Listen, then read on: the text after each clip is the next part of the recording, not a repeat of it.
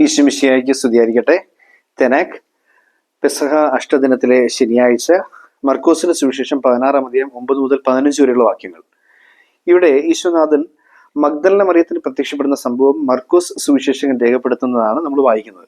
നമ്മൾ ഈ ദിവസങ്ങളിലൊക്കെ വായിച്ച് യോഹന്നാന്റെ ലൂക്കായുടെ സുവിശേഷങ്ങളിൽ നിന്നുള്ള ഉദ്ധിതന്റെ സന്ദർശന സംഭവങ്ങളായിരുന്നു നമ്മൾ വായിച്ചുകൊണ്ടിരുന്നത്. ഇവിടെ മർക്കോസിന്റെ സുവിശേഷത്തിൽ വ്യക്തമായിട്ടും മഗ്ദലന മറിയത്തിന് ഈശോ ആദ്യമായി പ്രത്യക്ഷപ്പെട്ടതിനെ കുറിച്ച് പറയുകയാണ്.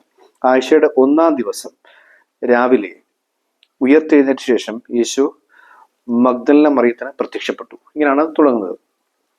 നമ്മൾ ഏത് സുവിശേഷം വായിക്കുമ്പോഴും വ്യക്തമാണ് ഈ ആദ്യത്തെ ദർശനം കിട്ടിയത് മഗ്ദലന മറിയത്തിനാണ്. 12 പേർക്കല്ല, ശിഷ്യന്മാർക്കല്ല. ഇതൊരു വളരെ വ്യക്തമായ ഒരു അവതരണമാണ്. ഇവിടെ മർക്കോസ് സുവിശേഷങ്ങൾ ഇത് എഴുതി കഴിഞ്ഞിട്ട് ഇതിനോടൊപ്പം അടുത്ത വരി എഴുതുന്നത് ഇങ്ങനെയാണ്: ഇവളിൽ നിന്നാണ് അവൻ 7 പിശാചുക്കളെ പുറത്താക്കിയത്. ഇവളിൽ നിന്നാണ് അവൻ 7 പിശാചുക്കളെ പുറത്താക്കിയത്. നമ്മൾ 7 9 പിശാചുക്കളെ കുറിച്ചൊക്കെ നമുക്ക് പേരുകൾ പറയാറുണ്ട്. ബെൽസബൂൽ, ലൂസിഫർ, അസ്മേദൂസ്, ബെൽഫഗോർ, മാമോൻ, അങ്ങനെ പറഞ്ഞൊരു 9 പിശാചുക്കളുടെ പേരുകൾ പറയാറുണ്ട്. അത് 9 തിന്മകളുമായിട്ട് ബന്ധപ്പെട്ട് നിൽക്കുന്നതാണ്. പക്ഷേ ഇവിടെ ഇങ്ങനെ ഈ 7 പിശാചുക്കളുടെ തലവന്മാരെ കുറിച്ചല്ല പറയുന്നത്. 7 തരം പൈശാചിക ബന്ധനങ്ങൾ ഈ സ്ത്രീക്ക് ഉണ്ടായിരുന്നു എന്ന രീതിയിലാണ് അവതരിപ്പിക്കുന്നത്.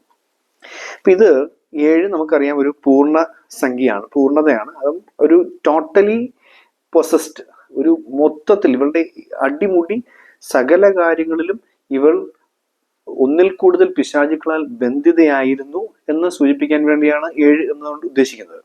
പിന്നെ നമ്മൾ ഓർക്കേണ്ടത്, ഈ 7 പിശാചുക്കൾ ഈശോ പുറത്താക്കി അവൾക്കാണ് ഈശോയുടെ ആദ്യ ദർശനം. എന്താണ് ഈ പിശാച് ബാധ പുറത്താകാനുള്ള കാരണം? ഇവളുടെ അധികമായ സ്നേഹം. അധികം സ്നേഹിച്ചവൾക്കോട് അധികം പൊറുക്കപ്പെട്ടു എന്ന് ഈശോ പറയുന്നുണ്ടല്ലോ.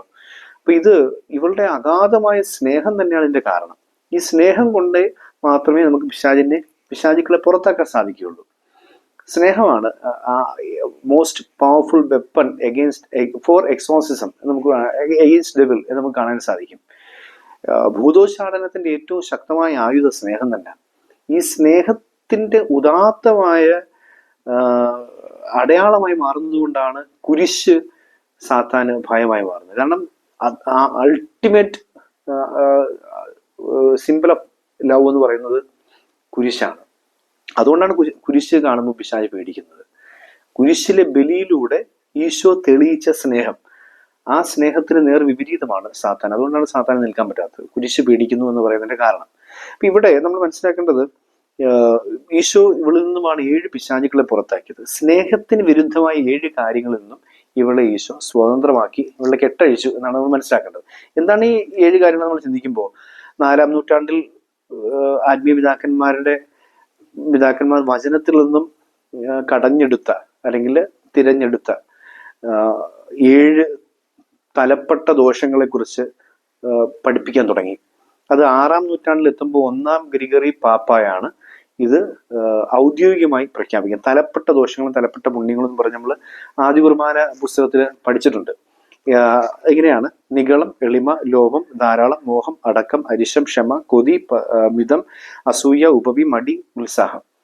അപ്പൊ ഇങ്ങനെ തലപ്പെട്ട ദോഷങ്ങൾ എന്തൊക്കെയാണെന്ന് ചോദിച്ചു കഴിഞ്ഞാൽ, തലപ്പെട്ട പാവകൾ എന്താണെന്ന് ചോദിച്ചു കഴിഞ്ഞാൽ, നിഗളം, ലോഭം, മോഹം, അരിശം, കൊതി, അസൂയ, മടി.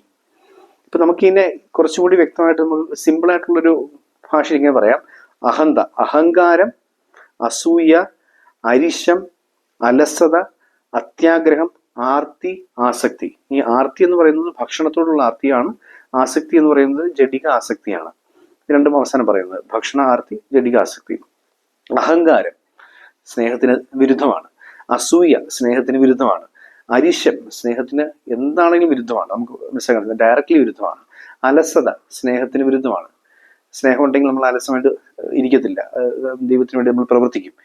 അത്യാഗ്രഹം സ്നേഹത്തിന് എതിരാണ്, നമ്മൾ സ്വാർത്ഥതയിൽ നിന്നുണ്ടാകുന്ന അത്യാഗ്രഹം. ആർത്തി സ്നേഹത്തിന് വിരുദ്ധമാണ്. ആസക്തി, ഈ ജഡികാസക്തി സ്നേഹത്തിന് വിരുദ്ധമാണ്. ഈ പറഞ്ഞ 7 കാര്യങ്ങളാണ് 7 തലപ്പെട്ട ദോഷങ്ങൾ. ഇതിനെ പ്രതിദാനം ചെയ്യുന്ന 7 പിശാചുക്കളെ ഈശോ പുറത്താക്കി. അപ്പൊ ഈ 7 കാര്യങ്ങളിൽ നിന്നും ആര് സ്നേഹം കൊണ്ട് വിജയം കൈവരിക്കാൻ ശ്രമിക്കുന്നു, ഈ 7 കാര്യങ്ങളെ ആര് സ്നേഹം കൊണ്ട് ഭൂതോച്ചാടനം നടത്തുന്നു, പുറത്താക്കുന്നു, അവർക്കുള്ളതാണ് ഉദ്ധിതന്റെ ദർശനം. അവർക്കുള്ളതാണ് ഉദ്ധിതന്റെ ദർശനം. നമ്മളിപ്പോൾ ഓർക്കണം, മടിയുണ്ട്, അരിശം കൊണ്ടും അലസത കൊണ്ടും ഒക്കെ, ഈ അഹന്ത കൊണ്ടും ഒക്കെയാണ് പല ശിഷ്യന്മാരും ചിതറിപ്പോകേണ്ടി വരുന്നത്. ഏതാണ്ട് ഇതൊക്കെ ഇല്ലാത്ത ഒരാളെന്ന് പിന്നീടെങ്കിലും പരിണാമം സംഭവിച്ചെന്നൊക്കെ പറയാവുന്ന, ആദ്യം പരിണാമം സംഭവിച്ചെന്നൊക്കെ പറയുന്ന ഒരാൾ യോഹന്നാനാണ്.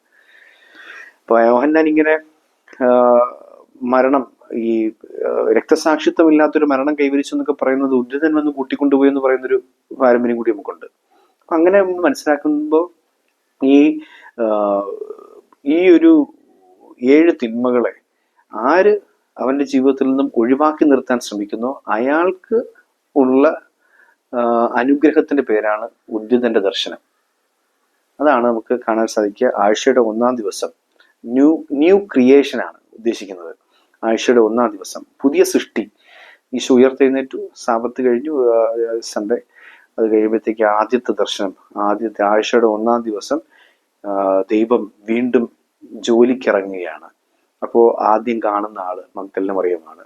എന്തുകൊണ്ട് മഗ്ദലന മറിയത്തിന് ആദ്യം കാണാൻ സാധിച്ചു? അവളിൽ നിന്നുമാണ് 7 പിശാചുക്കളെ പുറത്താക്കിയത്. എന്താണ് 7 പിശാചുക്കള്?